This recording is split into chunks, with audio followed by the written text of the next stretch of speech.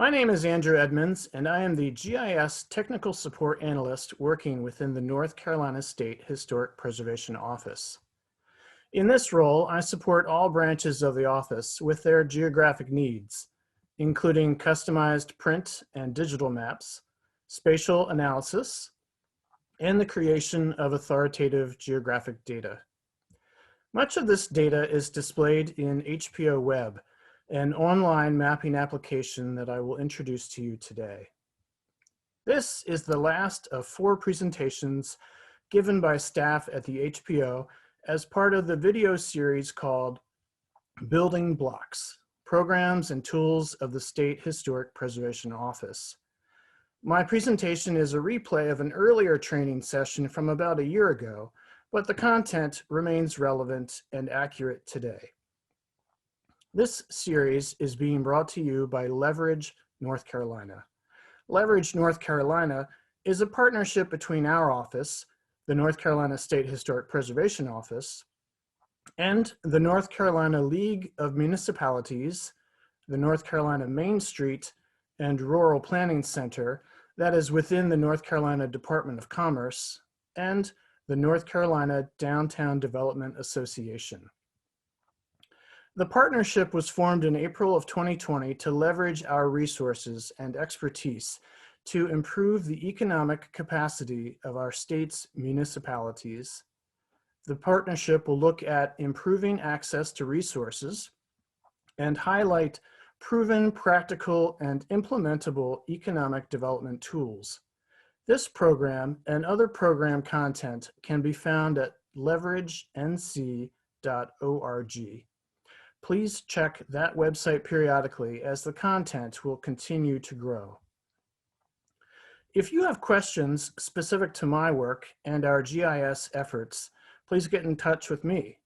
My email address and phone number are available from the North Carolina State Historic Preservation Office website under the section entitled GIS Maps and Data. Thank you for watching, and I hope that you will find my tutorial valuable to your own work. So what is HPO Web? HPO Web is a website that we launched a little over 8 years ago, and it contains much information regarding the historic resources in the state of North Carolina. And these are places that have some sort of architectural or cultural significance. Now, every state in the United States has an office like our own, and they make their data available in different ways. But we have a free website. The data is free, and that's unusual, not necessarily typical of every state. It's something that we are very proud of offering this information to you free of charge. You may be surprised to learn that our biggest client of our data is the North Carolina Department of Transportation. They use our data to assist them in their environmental review when they have a road widening or other transportation projects. But there are many other audiences who also use our data. And this includes architectural historians who may be looking to create comps or find comparable properties that they are interested in listing to the National Register, or if they're writing a book, looking for information to help them author a work. Local historic commissions and other local partners use our data in order to see what we've inventoried, what the state has identified in their particular municipality. Historic tax credits are quite popular in North Carolina, and developers can use HPO Web in order to discern whether there are any abandoned factories or old school buildings that might be able to be renovated using these tax credits. And then the general public can use HPO Web for all of these reasons, and also just to discover what's interesting and historic in their own town. Now, HPO Web displays a couple of different data sets, and some of these we are the authoritative source of, and then there are others that we provide coming from third parties. So our biggest data set is historic resources, which contain buildings, sites, structures, and objects, and then also districts, which are collections of these resources. And so we survey buildings, whether they're public or private, There are structures such as life-saving stations along the coast and fire towers in the west. But we look at anything that's at least 50 years old and, again, has some sort of architectural and cultural significance. We have surveyed properties for over 40 years, and at the moment, HPO Web displays about 125,000 places on the map. Now, these are divided into various designations. We have about 3,000 places on the National Register. There are over 4,000 places on the state study list, which is sort of a precursor to the National Register. There are an additional 1,600 places that are determined eligible for the National Register through a Section 106 process, and that is often triggered by a DOT road project. There's some number, about 440, that are both on the study list as well as determined eligible. But the vast majority of what you will see on the map has no particular historic designation. They are interesting places in their own right, but they haven't bubbled up to a federal level, say, significance. One additional data layer that we provide that we are not the authoritative source of are local historic districts. And we display these to give you context and also just to so you can see if there are any other concerns you need to consider when you are looking at historic property. And by happy chance, the symbology that we've used for our map works pretty well for the colorblind community. So if you compare where we were 8 years ago to today, mostly we're faster, we're using more modern web technology, and it's available, this map is available for use on any device, any browser. So you can pull up our website that I'll show you today on a computer, on a tablet, on a Droid, on an iPhone. You can be in the field, don't need to be in your office. It should work just fine in any capacity like that. We have essentially the same tools that we had in the previous version of HPO Web, but there are a couple of additions and a couple of additional data sets are made available to the public as well. So HPO Web is accessible from our Historic Preservation Office webpage. There's a section on GIS maps and data. And if you scroll down, you can find this icon here and also a link to HPO Web and click on that. And this will open up what we are calling a gallery of maps. Formerly, HPO Web just was a single URL, a single web map. But now, because of these various audiences that we have, we're dividing our space here into multiple versions of HPO Web. And so we have a general audience version. We are going to focus today on the advanced user version. So you can simply just click on the logo of our department. And a splash screen comes up that gives you some information about the tools that we'll be looking at today, as well as information about who your specialist may be in the county that you live in, and some other information, including a graphic of the symbology that we use and some information, more information about specifically about the various statuses of the points on the map. We'll click here and click OK to get in. Now, one thing that is different about our new version than our old version is the use of this search bar at the top. And the search bar actually allows you to search in many different ways, and we're going to go through a multitude of them right now. Typically, you will have a particular address that you're interested in, and you can plug that address right into this search box, much like you would on a Google map. So I'm interested in a property that is in Charlotte. It's at 800 South Mint Street in Charlotte.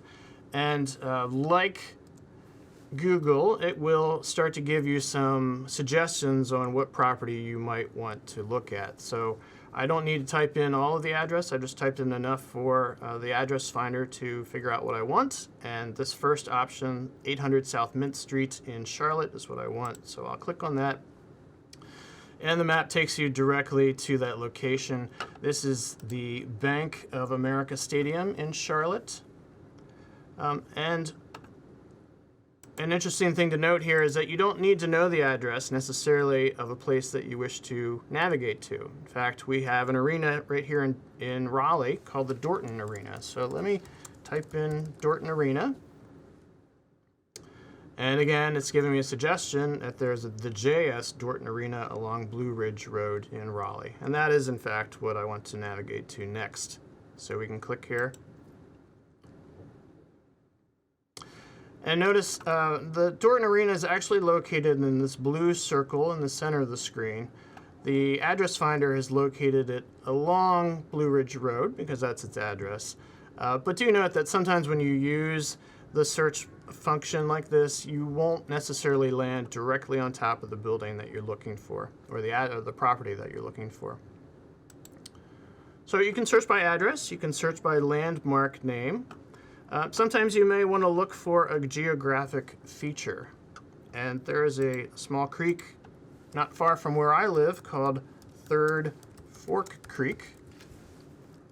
And so you can simply type in Third Fork Creek. I often, if you're doing a geographic element search like this, I would suggest that you follow that up with a comma and then the letters NC for North Carolina, just so it makes sure that it's only looking in North Carolina. This search box is actually looking for any match across the United States and even globally. So if I search for North Carolina, sometimes you'll find that the map zooms out really far than you want. There is an option here to zoom in, a little hyperlink. So if you click on that a couple of times, it will bring you down to the feature that you're looking for. And in fact, this is in Durham County where I live, and this is the Third Fork Creek right here. So that's another way in which you can search for a location that you want to navigate to. The fourth way is that you can plug in some coordinates. So this website is expecting you to use decimal degrees. It's expecting you to put the longitude first, and it wants you to put the minus sign so that it knows that we're in the Western Hemisphere. So I'll do an example of that right now. I'm going to do negative 78.987654, do a comma, and then 35, this is the latitude, 35.123456. So again, these are decimal degrees. I've used 6 significant digits here. You can use as few or as many as you wish, but you do need to make sure that the longitude is in the front with a minus sign and a comma in between. But you hit the return button, and this will navigate directly to that location, which is it's right in Fort Bragg in Cumberland County. Now, many of you will have a historic resource that we've already identified in mind when you want to find that location. And you can do that as well from this search box, this search bar. If you are searching for any property that we've surveyed already, either by the survey site number or by the survey site name, I would suggest that you click first on this little gray arrow to the left of the search bar, which allows you to specify that you want to search the HPO resources individually. So once you do that, though, then you can type in, I've got an example here of a survey site number AV73, and it finds a match. You can click on that name, or that number rather, and here we have navigated just like that to the Crossnor Presbyterian Church, which was listed to the National Register in 1996. Now, you might notice that there was a pop-up there. You can click on many things in HPO Web, and see a pop-up information box. So you can click on the boundary, and it will give you one pop-up information box. You can also click on any point, and it will give you another. If I can get my cursor on there right. And you notice up here, it says 1 of 3 in this little green bar. That means there are 3 different pop-ups. And I'm going to show you 2 of them right now, and then we'll talk about a third a little later in the presentation. So the first 2, it's highlighting what it is giving a pop-up information box for. So it is highlighting the boundary, and we have some amount of information regarding that boundary. There's typically more information on the point, however. So the way that you move from one pop-up box to the next is with this little black right pointing arrow up in the green bar. If you press that, now the point is highlighted in this aqua color, and we have some more information in this pop-up box than we had for the boundary. One thing I want to bring your attention to, though, is that one of the fields in here is called NR nomination, and there's a hyperlink. All of our National Register nominations, with the exception of archaeology, have a hyperlinked PDF on the website, on our website, and I'll just open this up right now. This is the nomination form for the Crossnor Presbyterian Church. And again, we have one of these digitized reports for each of the almost 3,000 National Register listings that we have in the state of North Carolina. And if this were a historic district, part of the nomination form would give you a list of all of the structures that are located within that historic district and their contributing or non-contributing status. And that is actually what kind of triggers the ability for a developer to apply for a tax credit project on property. So if it's a National Register district and there's a house or a building within that district that is contributing, then it's eligible for tax credit projects. So, all right.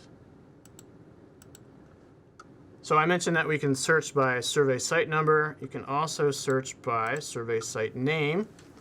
And we're going to look for the Oakwood Cemetery. And when I type in Oakwood Cemetery, I get a number of matches. And that's because there are several places in our database, in our GIS information, that have the name Oakwood Cemetery attached to them. So I'll just click on this first one. And this is Oakwood Cemetery in Guilford County. It's colored green because it's on the study list. It was placed on the study list in 2001. Now, if I want to look at what other Oakwood cemeteries there are, I can click back here where it says Show Search Results. Maybe not. Let me retype Oakwood Cemetery, as that's not the one we're looking for.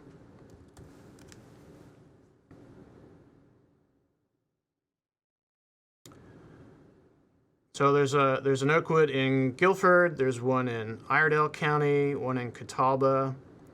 We are actually looking for the one in Wake County. So let me click on where it says WA 94. WA, each of these letters is an abbreviation for the county in which the property is located. So WA for Wake. And if I click on that one, it takes us to the location of the Oakwood Cemetery in Raleigh, North Carolina.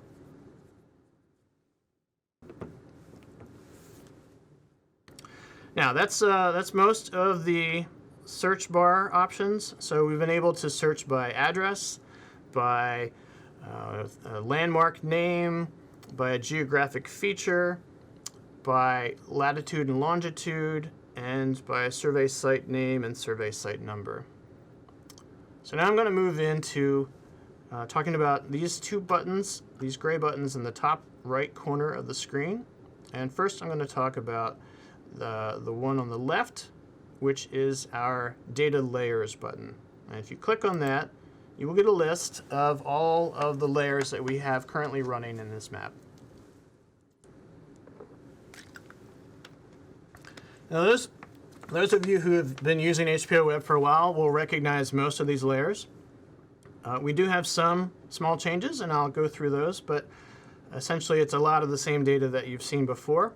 One thing that is new is that we have a new layer called Historic Resources Labels that's right at the top. And we've separated out the labels from the points on the map. And there's a benefit to doing that, and I'll display what that is right now. You notice that many of the layers, if not all, have a little gray arrow next to them.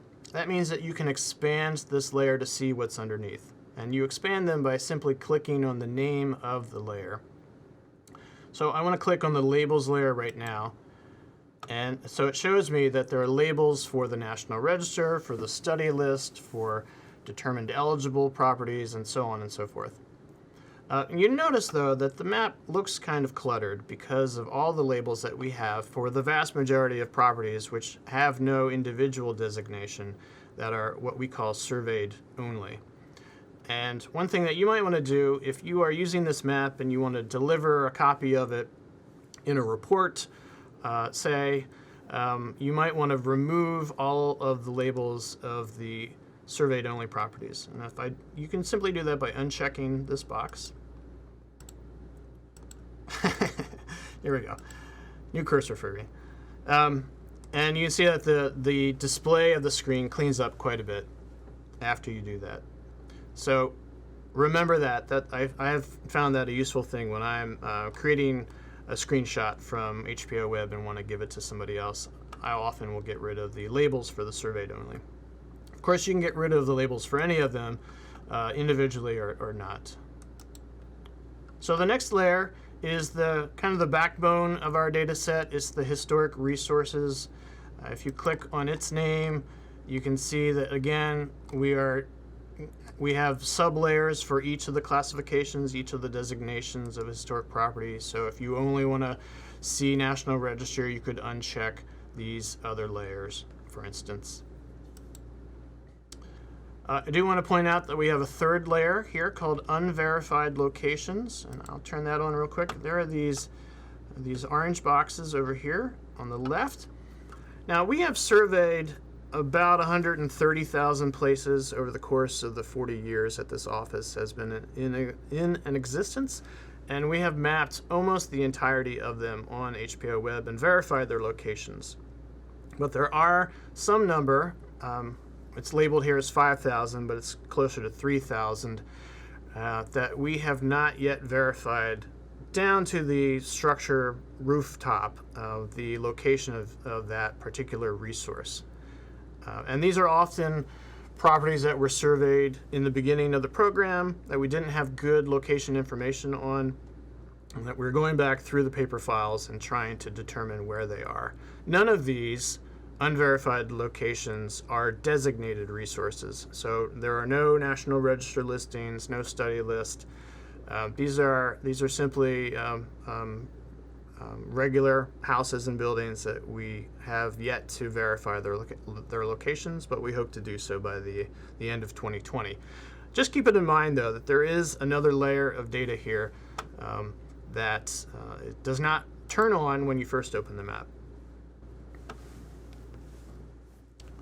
So the next layer we have is district and boundary shadings, and we have, again, a sub-layer for each of the designation types.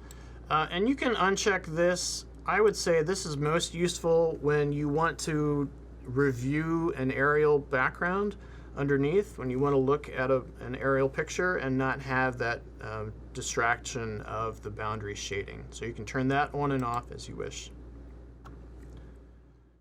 The next layer we have is parcels, and this is one of those third-party data sets that we bring in, and they come in as pink outlines. Occasionally you will open this website and these layers will not load. We have both the parcels and the aerial imagery that I'll go over in a few seconds. These are all coming from an organization called NC1Map. We are not the authoritative source for it, and so when they have issues with their web server, we have issues with ours because we're loading in this data from the data sets that they provide. So just be aware that sometimes these data sets do not load properly. But when they do, it's fantastic because you can get lots of information. I'm going to click right here. This is St. Augustine College in Raleigh, and you can find out the owner name, the parcel number, the improvement value. All sorts of information is contained in this data set that's provided by NC1Map. For surveyors out there, this is a useful bit of information because they often will also have the year of construction of the structure that's on the property. I have a road label layer, and this is useful again if you're looking at an aerial. It might be valuable to, when you have a dark background to have these labels pop on. Then I want to point out a couple of layers here that we call North Carolina jurisdictional boundaries and then the NCHPO internal boundaries. You can expand this just like any other layer here. We have the jurisdictional boundaries are just sort of these political and legal boundaries for cities, townships, zip codes. That's a new one for us. We haven't provided that before. Counties turns on automatically, which is why you can see it say Wake right there. But we have some other district boundaries, including congressional and House and North Carolina Senate, that may be useful in your work as you examine the spatial relationship between our data and some of these jurisdictional areas. We have as well, these internal boundaries, as we're calling them.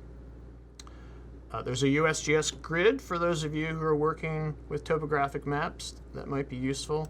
But for the large majority of folks, you might benefit most from these two layers, which are our county assignments. Who is the staff member for the county in which you're looking? So I'm going to turn on the county assignment for restoration. Those are our tax credit fellows. And I'm going to turn off some of these other layers just so it's a little easier to read. And I'll zoom out just a bit so that you can see in downtown Raleigh, you might have a few different staff members to work with. If you're on the east side of town, you'll probably be working with Jeff Adolphson. If you're on the west side of town, this yellow section, Brett Sturm is your contact, except for these two historic district areas here, which are covered by Mitch Wilds.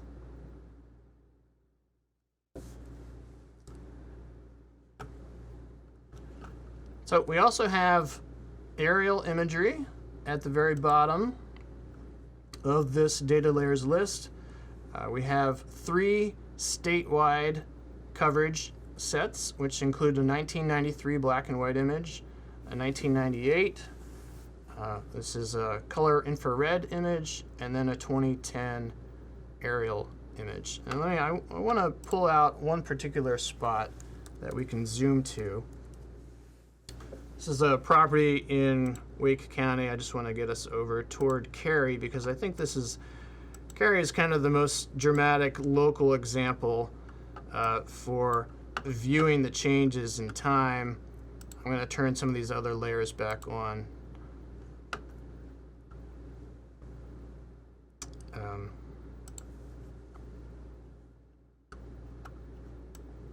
Here we go. So this is an area in Cary. And I just want to quickly look at the difference between the 1993 aerial image. So again, this is going to come in black and white. And there are a handful of farms in the area, some forested area. And then if you go to 2010, the dramatic change in landscape that you see between those two, which is really just 17 years worth of information. So keep that in mind as you're trying to examine historic patterns of development and see if, when properties might have been removed. One thing I didn't point out is that the points on the map that have a little black dot in them are places that have either been demolished or have been moved from that location. And we will identify that as much as we know in the pop-up information box. So that is the data layers. Very quickly, I want to go over the background views, which is this button here with the 4 little white squares. We looked at some older aerial imagery, but you can also look at some more recent aerial imagery. This is a composite image taking imagery between 2014 and 2017 from across the state. We also have topo maps, if that's something that you need to look at. And what I often like to use when I'm creating a map for somebody else is I will use this light gray option, and it really just helps our data to pop out from the map. So if you are not so much interested in, say, the streets or an aerial imagery, but are looking to make a map that's more focused on our data, I find that this gray background works pretty well. And with that, I think maybe we'll check in with Amber and see if we have any questions from you folks and see what I can do to answer them. Not so far. Means you're doing a very good job at explaining things, Andy. Fantastic. Yes. All right. Well, thank you, Amber. We'll keep track of it. Since that is the case, I think we can spend a little time maybe talking about a couple of the other tools. And one in particular, or maybe not so the tools, but maybe just talk about the structure of HPO Web in general. And so let me go back to our gallery page. And I just wanted to, when you land on this gallery page, I wanted to give you some information about the notion that we have multiple audiences that have different interests and how they use HPO Web. And I mentioned very briefly that on this landing page, we had a general audience version and an advanced user version. If you scroll down, you'll also find that we have a North Carolina Department of Transportation and Consultants version, environmental review staff version, and these are essentially all the same map. They have all the same data sets, or the backbone, the spine of our data sets are the same, but there may be small variations in other data sets that are available.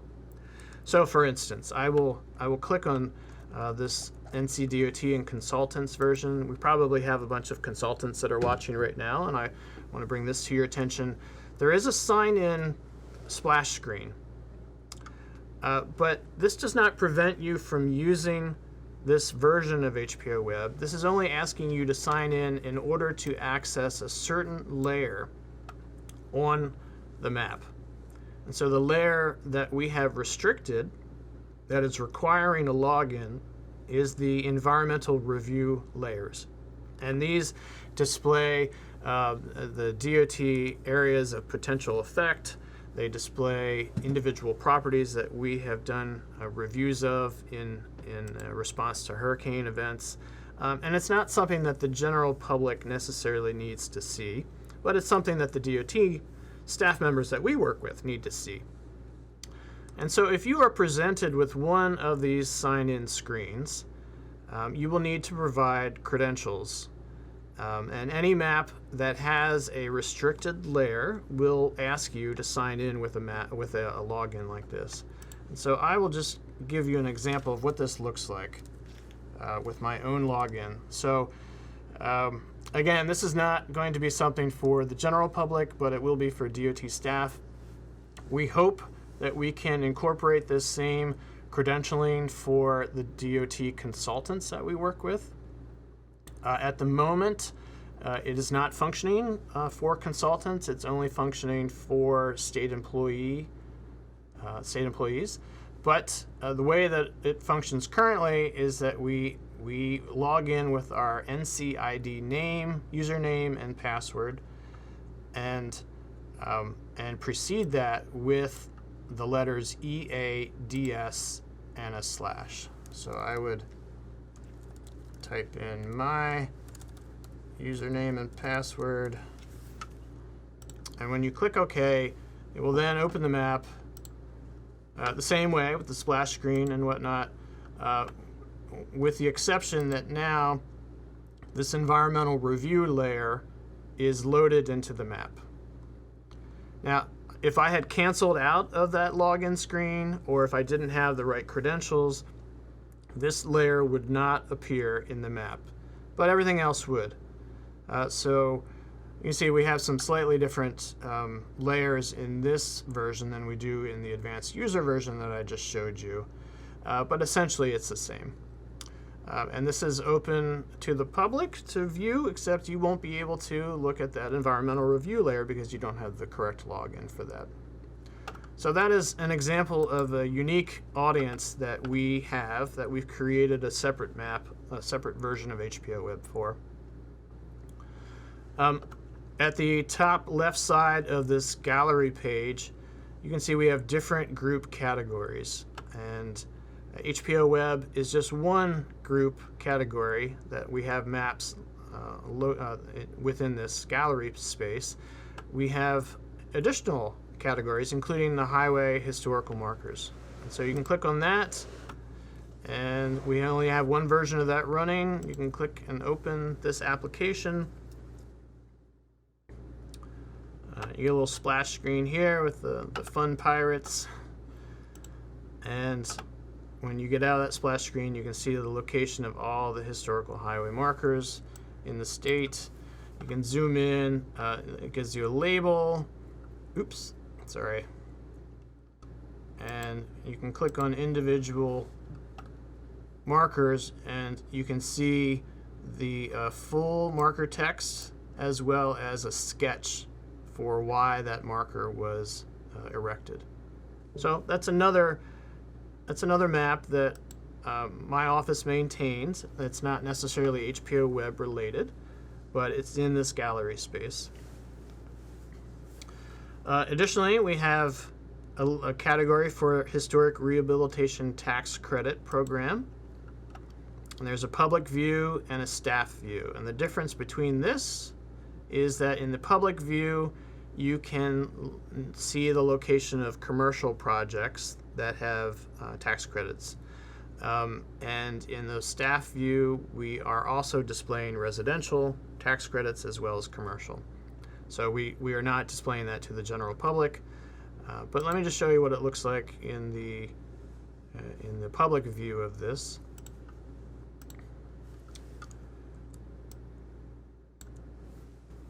This map is displaying the location of all the National Register properties, which are in blue. And then we are also displaying the, I'm going to change the background view just so this is a little easier to see. And this is easier to see on your laptop probably than it is on a screen, on a YouTube screen. But so the blue are National Register properties and districts.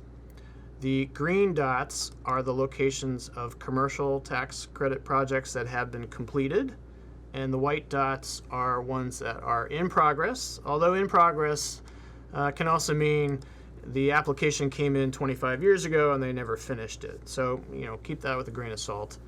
The red boxes are properties that also received a mill credit. So these are large industrial facilities that got an additional tax credit for redeveloping a mill. So this is the sort of information, if there are any local people out there working for local governments and planning offices, this may be useful to you to see the distribution of projects within your community, and maybe as a way of thinking about how can we encourage more tax credit use in particular sections of our community. So we can keep that in mind as well. And then we have other maps and applications that I've developed both for my office as well as other offices within our agency, the Department of Natural and Cultural Resources. So we have a little bit of information on historic sites and museums, and then there are a couple of things that I've developed for the African American Heritage Commission on their Green Book project. So it's a lot of different ways to learn about North Carolina history, And hopefully this gallery of web maps will encourage you to learn more and to get more involved. Amber, any questions come in? Actually, we have our first Oh, question. excellent. All It's right. from Jennifer Martin, and the question is, any idea when DOT consultants will get access to the restricted layer? That's a good question. And we are working to make that happen. Right now, as I mentioned, it's only available to those with NCID password and who are state employees. But we are trying to figure out how to also add users like yourself. I do not have a time set for that.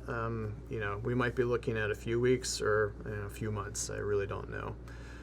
But if there is data that you, Jennifer, in particular need, you know my email address, and I'd be happy to share with you things that you might need until we get that running. That's it. Thanks, Amber. Yeah. All right. Let's give you an idea of what's coming up in our next 15 minutes or so. We will have a live demonstration of links, how to look at street imagery, how to zoom to particular places, and then also the legend. So we will jump right in. And let's go back to the advanced user version. One thing that I wanted to mention to you is that sometimes you might accidentally leave the website and you want to get back. You're like, oh gosh, I wish I remembered where I was working before I closed that website. So for instance, let's just refresh and say, ooh, I didn't really mean to refresh. I wanted to be back at that Cary, North Carolina location.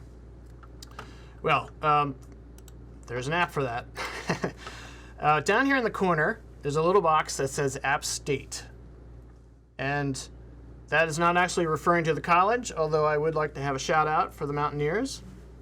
But if you read further, it says, click to restore the map extent and layer visibility where you left off. So if you ever accidentally leave the map, and you want to get back to where you were, just click on this little black box in the corner, and it takes you right back to where we were with the layers that were turned on. But I really just want to refresh the screen and start from the beginning. So this time I will refresh, and I will not click on this box down in the corner. So earlier in the presentation, we talked a lot about the search box up here in the top, but I didn't mention anything about this little icon of a chain.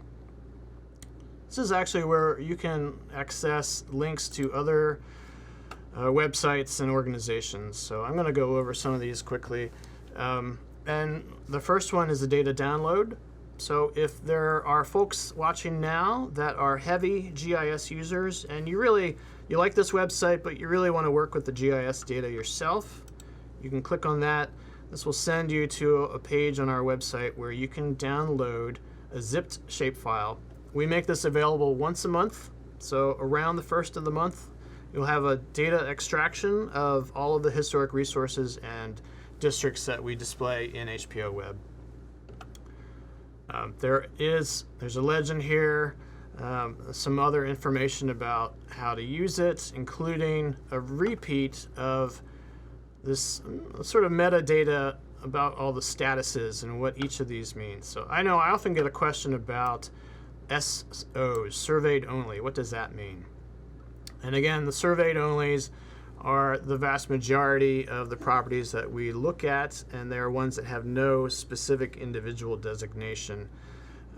They're not on the National Register or the study list. So that's the first link.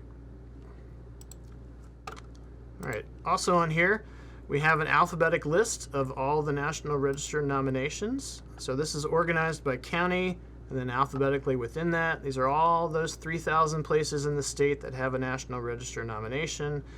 And you can, there's a hyperlink here that will open up, that individual nomination. So one easy, quick place to go if you're looking for National Register documentation. If you want to contact somebody in our office, you can click on this site and it lists not only by program, but also by county. So if you know you live in Anson County, Sarah David is going to be one of your staff contacts, and Brett Sturm will be the one for restoration. We have information about local commissions and CLGs, which is what Amber has been working with for several years. You can follow our Facebook page. We post updates about HPO Web on a different site. The Office of State Archaeology you can connect with here. Now, a couple of the more interesting ones, I think, are the North Carolina DOT Historical Aerial Imagery website. This is a great website. This opens up and shows you all these little icons, these blue, red, and green icons. These are all individual images that the DOT has taken over the years, over the decades. So these blue ones are coming from the 1950s, and every single one of these little icons is an image from that time period. And so you can let me just click on one of these. So for instance, here's a little blue diamond, and the blue diamond legend means it's coming from the 1950s. It's a medium resolution. This is in Clinton, North Carolina. And the little pop-up box tells you the date that the image was taken, October 25th, 1959, and then provides a hyperlink to the JPEG itself. So if you click on that, then you can see this image that was taken 60 years ago, which is pretty cool. The downside is that I cannot merge this with HPO Web, so I can't overlay our data on top of the image that you just saw, which is disappointing, but it's still amazing that the DOT has made all of that imagery available. Another historical data set is the historical USGS maps. This takes you to a website that is maintained by ESRI, which is a GIS company out in California, and we use all of their software. A lot of governmental agencies are Esri shops using their software and their web servers and whatnot. And you can plug in any address or a place here. I'm going to say, let's go to Cape Hatteras.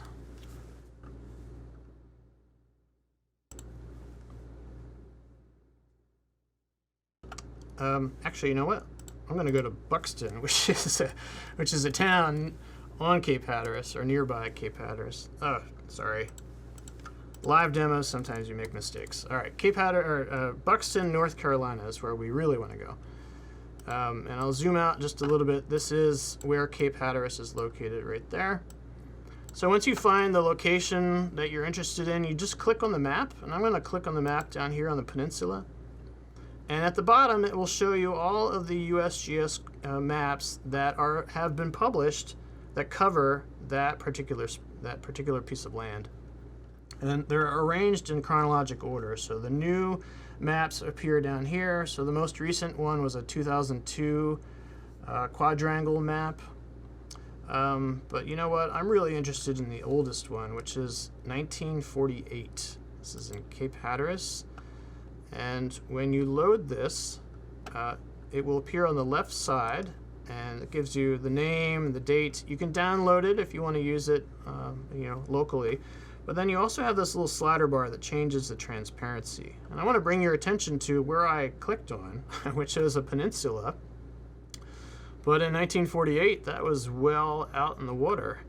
And we can use the transparency button here to look between the current day location of the peninsula and what it looked like when they mapped it in 1948.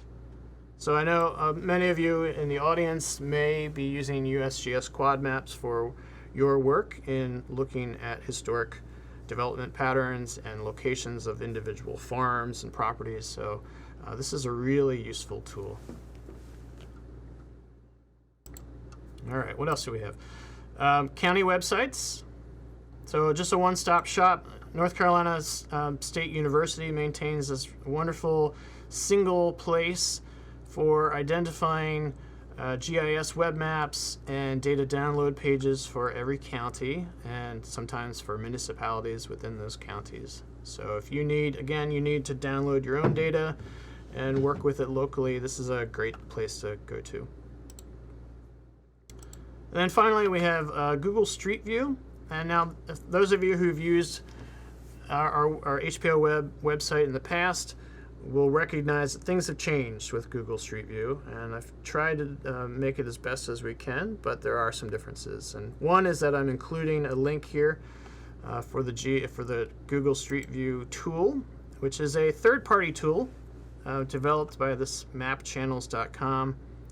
I apologize, you do have to click the View Map hyperlink here once you open it, so it's an additional step. But then once you do that, you are presented with a 3-panel screen that shows you a single location from different angles. So over here we have a bird's eye view of the building I work in. Here we have the street view image, and down here we can change this to satellite and look at a nadir view or a planimetric view of the property. You can type in an address up here to zoom to a new location. You can also grab the little peg man in this bottom corner and move him someplace else. So if we want to look at, say, the governor's mansion, which is right next door, you can move the peg man, and you know, it's some hidden behind some trees, but he's there, as you can see in this image. So that's one way of accessing the Google Street View imagery that you're accustomed to.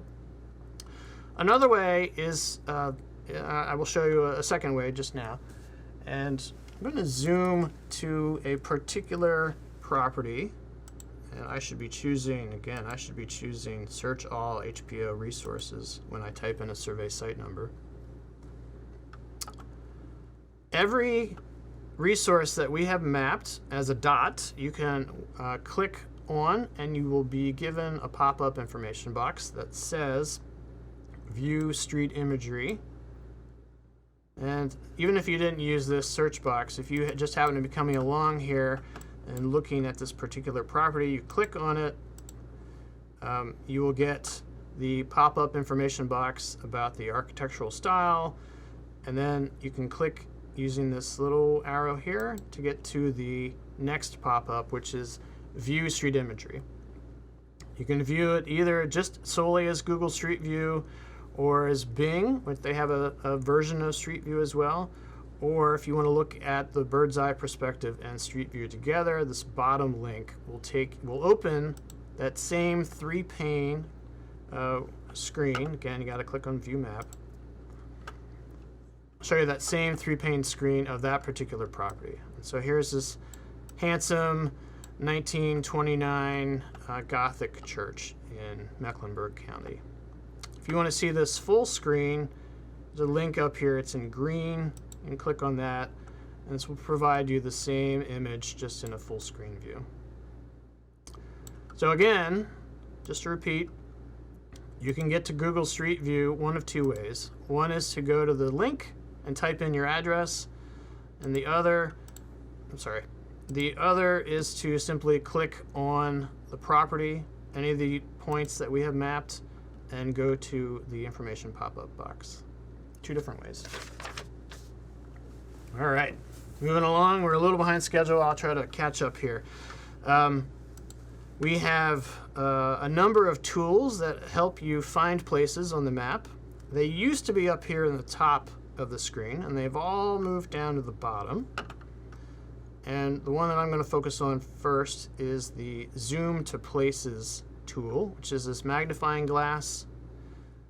When you click on that, you get several other options. There are 6 options here, and we'll go through them one by one as quickly as we can. The first is zoom to a secondary road. So secondary roads are also state route highways. You may see that on signs, SR, and then a number. And so if you know your state route number, you can type it in. I'm going to type in 1452 as an example and hit apply. And what HPO Web does is look for a match on that state route number and puts the matches in this screen. on this dialog box. So we have, it's listed by county for every county that has a State Route 1452. Let's say, for example, we want to go to Anson County, and it will zoom to the extent of State Route 1452 within that county. So that's a quick way to get to a road if you're familiar with it. Next is a zoom to an incorporated town. And here you can just type in a town name. I'm going to type in Gibson and hit apply. And because it's not looking for the full name, I also picked up Gibsonville in Guilford and Alamance County. But, you know, Gibson, Scotland is where we wanted to go, so you can just click on Gibson and it will zoom to the full extent of the town limits. Then we have zoom to county, which operates the same way. You simply add the county name that you're looking for, and it will zoom to that county. We have zoom to quad name, so we're looking for a USGS quad name. Let's say, for example, I'm looking at Southwest, and I forget the rest of it. I just know it's on Southwest something. Well, here we have 4 options, and you know, Southwest Eden maybe is where I want to go. So I click on that, and it zooms to the extent of the Southwest Eden quad. We do have bookmarks as also, and we have some preset ones just of some of the major towns in North Carolina. You can add your own. This will only add to the session that you're in.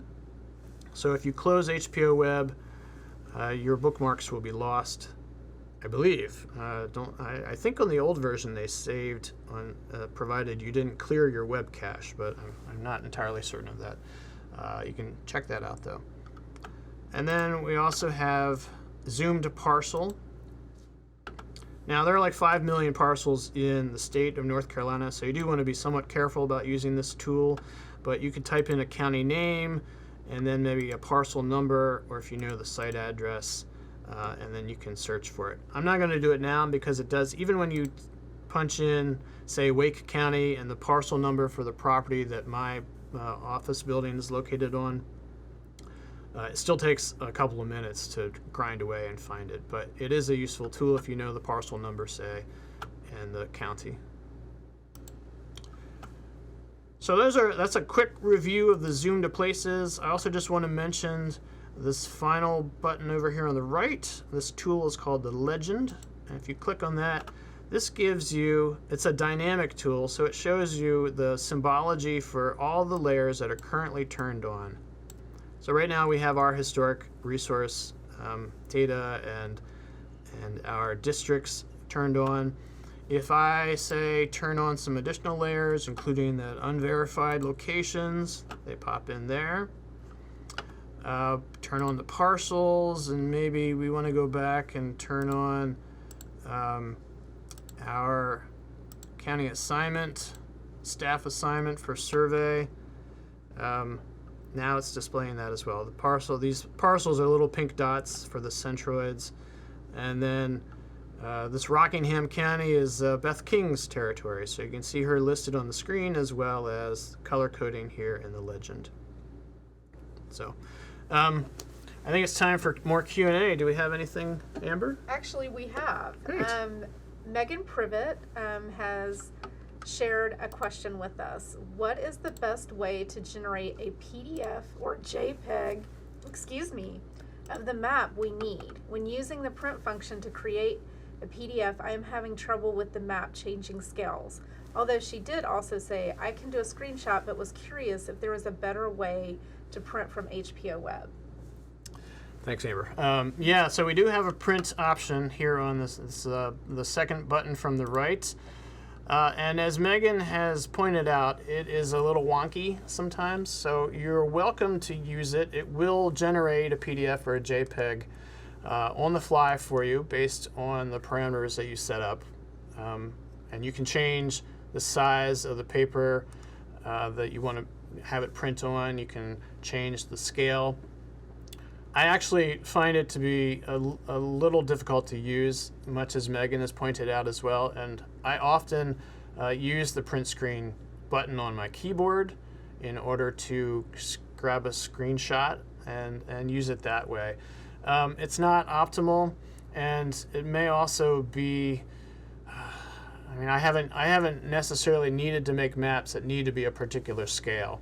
And so I hear your concern, and let me research that a little more for you and see if I can come up with a better solution, because the print tool is not, it's my least favorite part of this website. I think this website functions pretty well and does a lot of cool things, but the print button is not my favorite. So I'm going to look into that further for you, Megan, and try to get back to you on that.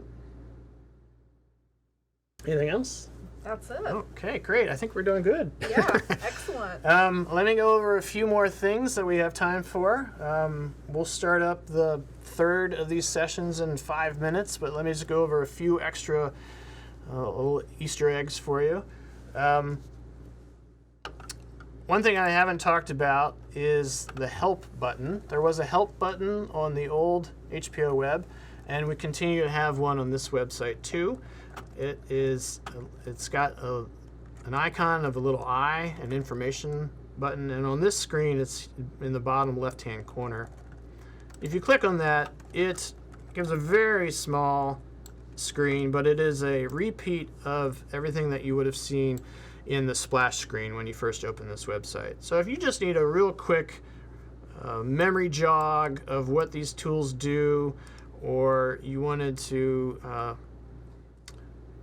look at what do these different statuses mean again, you can go to the help button and it will give you some information about that. So what is an SLDOED? That's a pretty complicated status, but it's not really. What it is, it's a concatenation of SL for study list, DOE for determination of eligibility, and then a D at the end, which we use to indicate places that have been demolished or moved. So a SLDOED, for instance, is an individual resource, both on the study list and determined eligible, but which has been destroyed or moved to a new location. So just remember that this little help button down here is here for you to help you. Another change that we have, the drawing tools. It's this one of these center buttons that looks a little bit like a pencil or a pen. So the tools are the same as on the old HPO web. You are able to measure, they just look a little different. So the measure tool, for instance, allows you to measure a distance or an acreage, say. So let's say I want to know what the distance between Statesville and Edenton is, and I want to know it in kilometers. So I can click between 2 points and find out that it's 19 kilometers between those two towns. So that's the measure tool. If you need to mark up the map for any reason, you can do so on this annotate the screen tool. And you have a variety of options for drawing lines and polygons or using text. So, let's say I want to create something that's in red text, and it says here, if I can spell it right, here it is, exclamation point. And then I can drop that text on the map someplace. Like, I really want you to know that we're here in Edenton. So here it is. So, I mean, this is useful if you are creating something like Megan had talked about, wants to create a map for her boss or a colleague, and be able to share that with them. You can draw things on the screen to help annotate the important parts to you. So. All right, let's move on to the next set of topics. So we are going to be talking about the search button, the search options in HPO Web, as well as how to add data, and then how to also share the map with somebody else. I'm going to refresh the screen one more time, just so we can start from the beginning.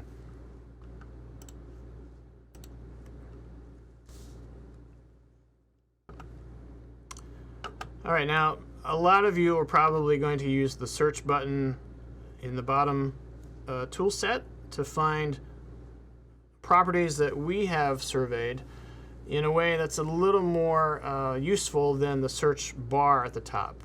Now recall that the search bar at the top you can use if you're looking for a particular survey site number or for a survey site name. But if you want to do more advanced searching than that, you want to go down to the bottom and use the big red arrow, which is labeled Search All Historic Resources in North Carolina by text and or by shape. And we're going to do both of those today. I'm going to show you how to search by a text and also by drawing something on the screen. So if you click on that, this dialog box opens, and there are a number of criteria that you can plug in to help find a property. We've got, this is maybe a little small, but we have a site name, survey site number, or ID as we also call it, the county. We have 4 options for putting in a descriptive term, an architectural style, so I'll mention that in a second. And then you can also search by the location that we have in our address field for the data and some other ways. But let's say, for instance, that you are doing some research on churches in North Carolina and you want to look for everything that has the word church in the name. So type in church in this first box and hit apply.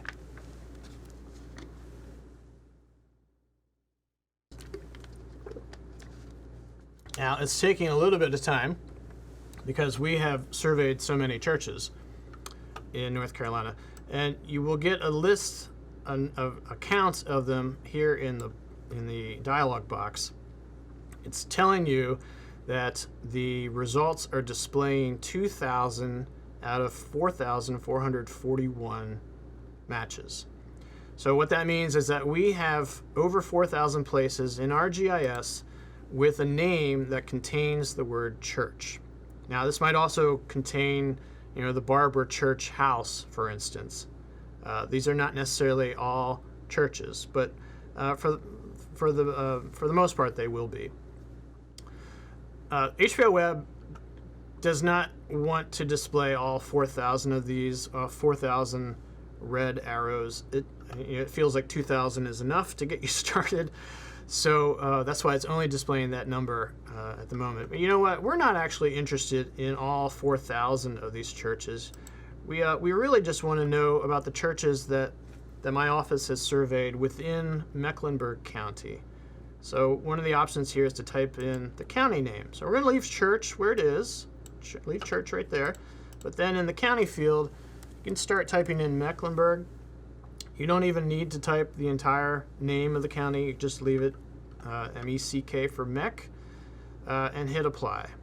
Now, when we get the results, we'll find that there are only 106 churches that we've identified in Mecklenburg County, sorry. But you know what? That's even more than we want because we really are looking at Gothic churches in Mecklenburg County. So we scroll down this box, leave church where it is, leave Mech. Well, let's go down a little further.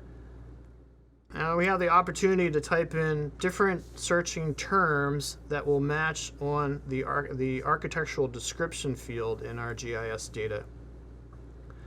So for an example, we have, you can type in a date, 1889 as an example, or Queen Anne, or 2-story. You can type in a number of different things here, and you can add one to this box and a second to this box, and it'll look for a match on 1889 Queen Anne's, for instance. But we're going to look for Gothic. So we are searching churches in Mecklenburg County that have the word Gothic in the descriptive field. I'll hit apply. And now we're down to 26, as you can see up here, 26 matches. And maybe that's enough for us, but we're going to go one step further, which is I want to look only at the churches that are Gothic over here by the airport. So I want to apply what's called a spatial filter.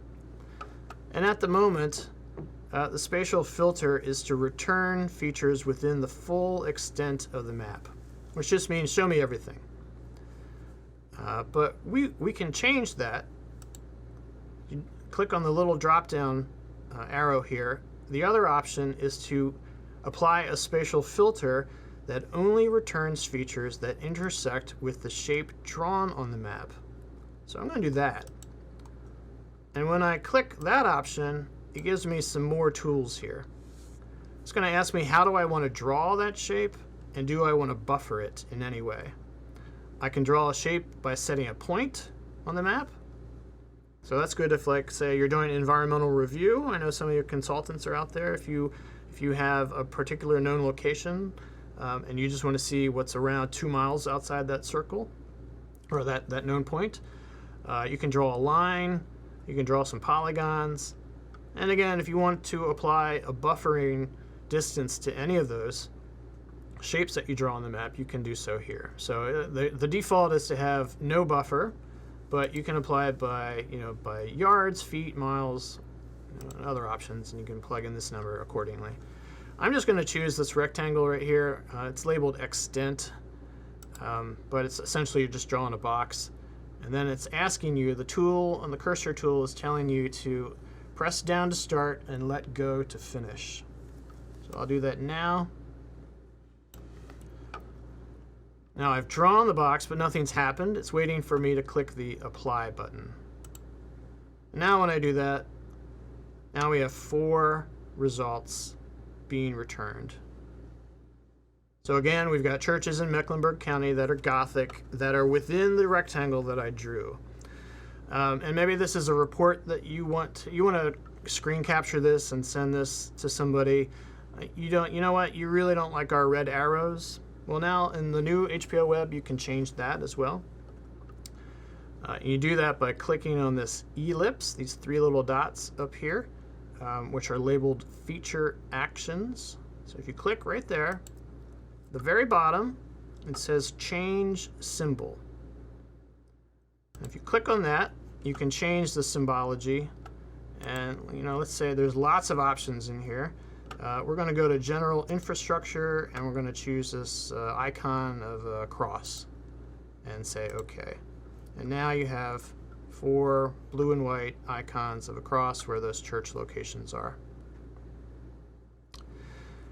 You probably also want to know about these 4 places. What is it that the SHPO office has on them? You can click on that ellipse again. This time go to export to CSV file. What this will do is create a little text file that downloads to your computer, which I will do now. And here it's asking me to save it someplace. So I'll save it. And at least on this browser, it pops up at the bottom. Your browser might be different. You might need to figure out exactly where it's saving. I know on my computer back in the office, it saves automatically to a downloads folder. So just check out where that is. You can open it. And let's see, I'll make this a little bigger. And here we have those 4 locations, those churches. It gives you the status, the survey site number, site ID. Here's the description that contained the word Gothic, and some more other information. Now this is just a little location, for instance. This is just a little bit of information about those properties, but you can use this to come into our file room in the building and pull the files for each of those 4 properties. So that's one way you can use this search tool in order to get the information you need from our website. Now there are some caveats to using this website, or to using the search tool. One is that we have not surveyed every single building in the state. So this list of 106 churches in Mecklenburg County is not comprehensive. It's not the full 106 churches that we've ever looked at, or that there are many more churches that we haven't looked at, or rather, is what I mean to say. So know that we have surveyed places that are at least 50 years of age, so we're not picking up every church. And also, we have only descriptions in about half of our mapped locations. So when we're doing the search tool, looking for descriptions such as Gothic, know that it's only looking at half the data that we have. Half the points in our map don't have any descriptions at all. So that's another caveat. And then a third caveat is that there are places, I mentioned the Barber Church House, which would be picked up by this search that we just did. But one thing that won't be picked up is a property in Durham called the Duke Chapel.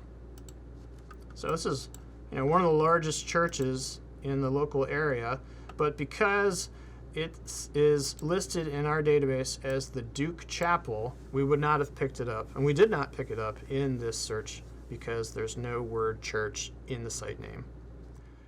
So just keep those things in mind. They are good to know, and we are doing our best to fill in the descriptions for all the rest of the properties as much as we can. So this will improve as time goes on. All right. Another advanced tool that I want to show you is actually in a button down here called Advanced Tools. It's the one that looks like a little red tool case. So if you click on that, the very first option here is Add Data. So click on that. The one nice thing about being in this environment, that we have moved from the old website to the new website, is that we are within the Esri ecosystem, what is called ArcGIS Online. And this is essentially a repository for spatial data and GIS data that thousands and thousands of organizations are using, and we are just one. But because we are now in this environment, this ecosystem, we now have access to add data layers to this map that other people have provided. So for instance, when this tool pops up, we've got 3 tabs across the top. One is labeled Search. We're going to do this one first. We're going to search ArcGIS Online for some data, and I'm going to look for hurricane data, and this will show you a variety of data sets that you can pull in. This is actually, this little button here is telling you to only look within the spatial extent of the map. So I'm only looking for hurricane data sets that are right here, not in Europe or Asia or some other place, India. But one of the options is recent hurricanes and cyclones. So I can look at some details about that. And this is a good thing to do, give you a sense of who has created this data, when did they create this data, how is this data to be used, how often do they update it. This is a lot of the metadata about the data set you're about to pull in. And this data set is coming from ESRI, which is a well-trusted source, but you think about the applicability of different data layers based on this the content of the metadata. So I feel confident in pulling in this information from Esri. There's not going to be any mistakes, or if there are, they're going to be minimal. They keep it up to date, that sort of thing. So I've looked at the details, but now let me add it, and just like that, you can see the pathways for Hurricane Dorian. And who's down here? This was a tropical storm Erin, and one more. This is Umberto. So just like that, you're able to add data to your map and then see the spatial relationship between our historic resource data and maybe some other data set. And this could be anything. I've just pulled in hurricanes. You could just as easily pull in some information from the DOT about bike lanes, or museums around the world, all sorts of things. Another option you can do is to search, or is to add data by file.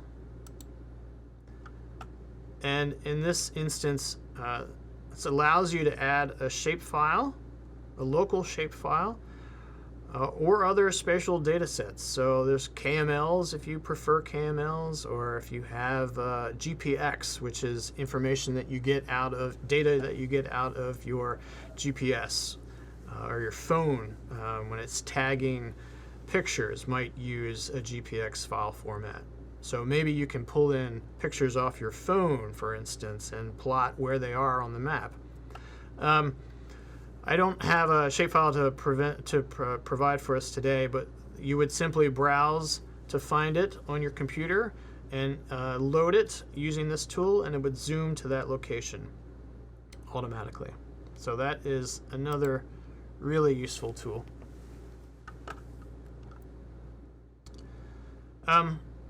One last tool I want to talk about in this advanced tools section is share URL. If I click on that one,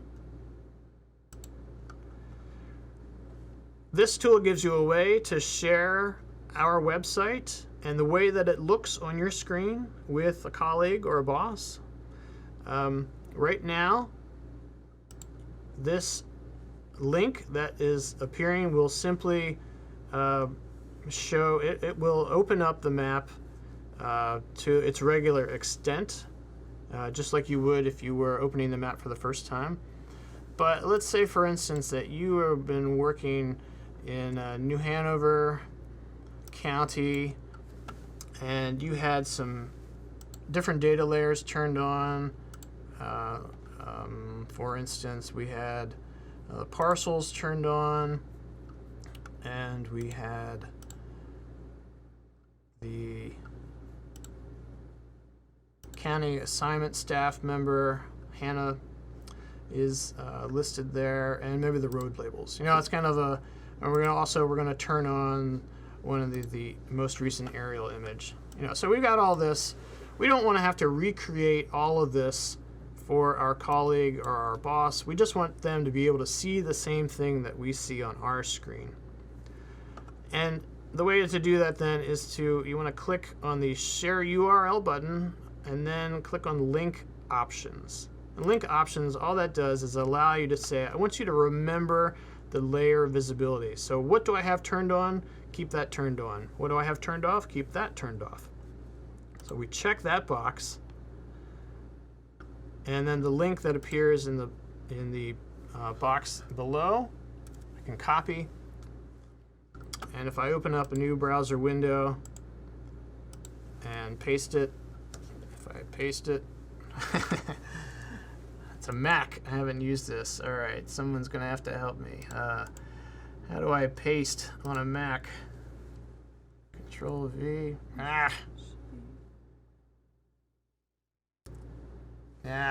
All right. Well, flummoxed here. Command V. Thank you, Greg. I am not a Mac user, so I was. You may have to copy it again. I may have to copy it again. Thank you, Amber.